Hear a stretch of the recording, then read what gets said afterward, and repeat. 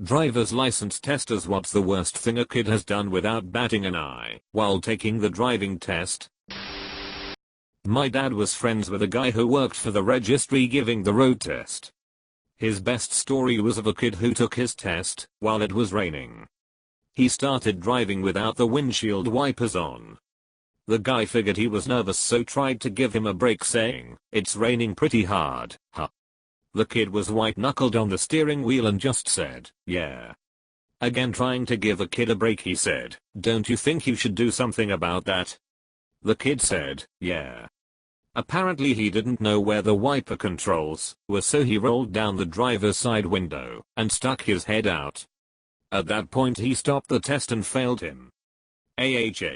The old Ace Ventura. Like a glove.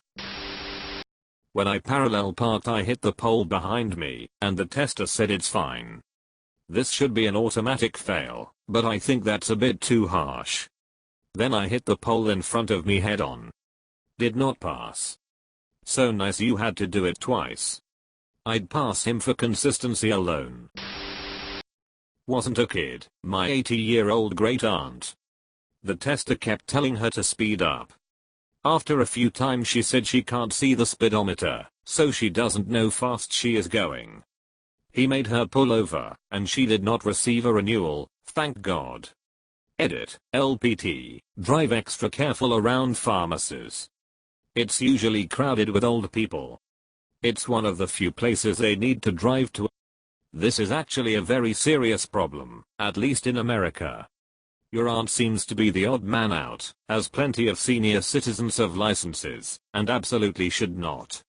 But no one wants to take their parents' car away and be responsible for the transportation, and no politician will get elected on the platform of taking old people's licenses away. But it needs to happen. My mom has Alzheimer's and just had her license suspended, only because I contacted her doctor and the Ministry of Transport both several times. Now she's refusing to stop driving, and I have to take her key/disconnect her battery, and then be totally responsible for her care and transportation, while she curses me and calls me every name under the sun. Cool. Sounds like my grandfather. We really had to disconnect his battery after he kept driving into ditches. He had reached the age where the concept of AM and PM for time were more suggestions than rules, and if we didn't constantly keep an eye on him, he'd either have an anxiety attack and call an ambulance for a problem that he couldn't articulate because it didn't exist, or wander away and turn up walking down the road miles away under the impression he was going to a place in the next state that had closed decades ago, but he still voted every election day, and his insurance rates were lower than mine. Last year I was making a left turn at a light, and a car swerved into my lane and hit me. Turns out was someone taking their driver's test. I'm not exactly sure how driver's test car insurance works, but the instructor told me we had to wait for the police and take details of everything.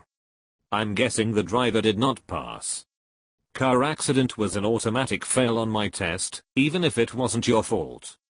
It didn't happen to anyone I know, but it's still a checkbox you don't want. Edit, didn't. That sucks, but it would impede your ability to finish the test possibly. It shouldn't be a fail, at least, just to do over. I believe it's a fail and come back, because most people get anxious after accidents, especially when you are just taking the test. I failed my first test because I knocked over the pole in 90 degrees back in. Second test I failed because some idiot Harley man ran a stop sign in front of me. My best friend's son just failed because he went the wrong way down a busy 4-lane road. Luckily, they made it safely into a parking lot and the testing administrator drove them back. Good thing no one got hurt. Yeah, they cold gotten killed, or worse, expelled.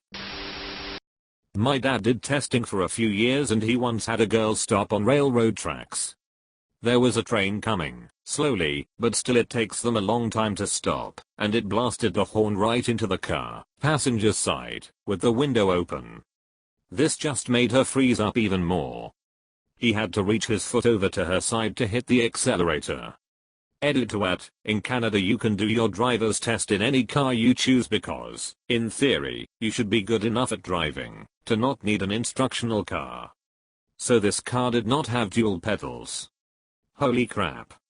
Holy shit. Took a test with a girl who drove on the wrong side of the road and took a left turn into oncoming traffic all in the same drive. It was through my school, and she was banned from taking it through the school because of that. How does that happen? Like, how do you get your mandatory hours in with a practice permit, yet drive on the wrong side of the road? No fucking clue. The road was splitting, and there was a median, and for some reason she took the left side. Worst part was that there was the median, so we had to drive on the wrong side until there was an opening to go back over. Man, that really sucks considering there was recently a deadly head-on-head collision near me on the interstate that killed 6 people. The wrong lane car was headed for a funeral as well. Well, it seems like they still are heading to a funeral now. Yeah, but rip those poor souls.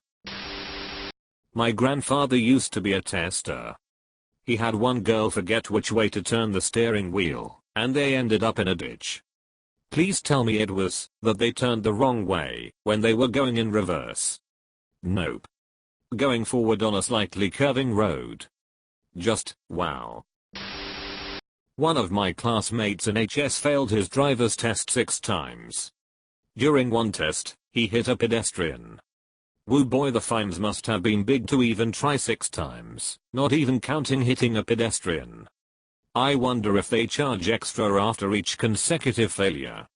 Yes, my brother had to pay I think like $20/$40 for his third try at it. $20 or $40, I don't remember.